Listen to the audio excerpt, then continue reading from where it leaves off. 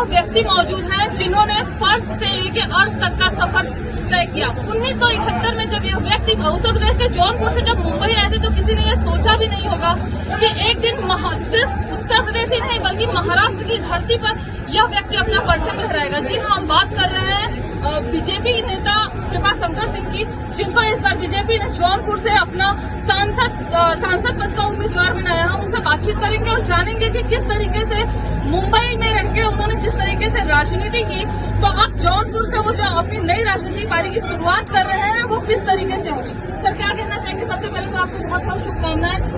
जौनपुर एक लंबा समय आपने महाराष्ट्र को दिया, महाराष्ट्र को लंबा समय देने के बाद अब जौनपुर की तरफ आपने अपनी कर्मभूमि से आपने जन्मभूमि की तरफ रुख किया है, तो कैसा रहेगा वो सफर? जौनपुर और मुंबई बीच कभी दूरी रही नहीं। अक्सर मैं महीने में 2-3 बार किसी शादी है, किसी कार्यक्रम है, मुझे लगता है जैसे मुंबई में रह करके कभी नागपुर चला जाऊँ 2 दिन के बाद आ जाऊँ, कभी नांदेड़ चला जाऊँ 2 दिन के बाद आऊँ। इसी तरह जौनपुर आना जाना हमारा बना रहा, इसलिए हमको एकदम कोई अलग नहीं लगता। कैसा रहेगा वहाँ का राजनीति का माहौल, कैसा रहेगा? क्योंकि महाराष्ट्र की राजनीति आपने समझी है, लेकिन जौनपुर की जिस तरीके से कुछ समय तक आप कटे रहे जौनपुर की राजनीति से, किस तरीके से तैयारियां रहेंगी, क्या रणनीति रहेगी? तैयारियां मेरी अपनी पर्सनल नहीं है। तैयारियां जो है वो भारतीय जनता पार्टी के एक ऐसा व्यक्तित्व 2014 के में जब आए थे तो कुछ पत्रकारों ने ऐसे पूछा था उससे सवाल कि आप अहमदाबाद और बड़ौदा और छोड़ के क्यों यहाँ आए? उन्होंने कहा न तो मैं यहाँ आया हूँ, न मुझे किसी ने भेजा है, मुझे तो गंगा माँ ने बुलाया। ठीक उसी टाइम को लगता है मुझे जौनपुर की माटी ने बुलाया। बेरोजगारी एक ऐसी समस्या है जो आज आपको भारत के हर एक राज्य में मिलेगी। मोस्ट ऑफ जिस तरीके से महाराष्ट्र में उत्तर भारतीयों ने अपना योगदान दिया है यहाँ के विकास के लिए, अगर हम कहें तो महाराष्ट्र के विकास में सबसे ज्यादा योगदान उत्तर भारतीयों का रहा है। उन्होंने कड़ी से कड़ी मेहनत की, उन्होंने ईटा पत्थर तक ढोया है, लेकिन जो एक अवहेलना होती है वो झेलना पड़ा है उत्तर भारतीयों को। उन सब को देखते हुए किस तरीके से युवाओं के लिए आप रोजगार के आसार खोलेंगे, ताकि आगे जो हम लोगों ने झेला है वो हमारी पीढ़ियों का न झेला? मुझे उसकी पीड़ा है, मुझे उसका दर्द है।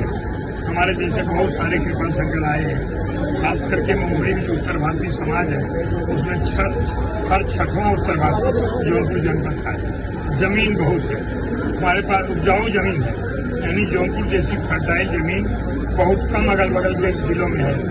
मूली जो मूल हम खाते हैं, हमारे साइज की मूली वहाँ पैदा होती है, लेकिन इसमें कोई फर्क नहीं होता। वहाँ की मिट्टी है, वहाँ का इत्र है, वहाँ की इत्र और मित्र और इमरती, ये तीनों की इतनी मिठास है कि मुझे लगता है कि मेरा संकल्प है जो पीड़ा मेरी मेरे जैसे बहुत सारे नागरिकों को होगी, 3 या 4 साल में अगर जनता ने मुझे समर्थन दिया, 3 और 4 साल में जौनपुर जनपद लोगों का कम से कम 50% पलायन कम हो जाएगा। धीरे धीरे 2-4-10 सालों में जौनपुर का कोई व्यक्ति रोजी रोटी के लिए किसी शहर में जाने वाला। एक आखिरी सवाल कि अगर आप जीत के वहाँ आते हैं, वहाँ की जौनपुर की जनता आपको अपने सर खाती है, तो क्या महाराष्ट्र की धरती से नाता वैसे ही बना रहेगा या कहीं न कहीं कुछ दूरियां आएंगी?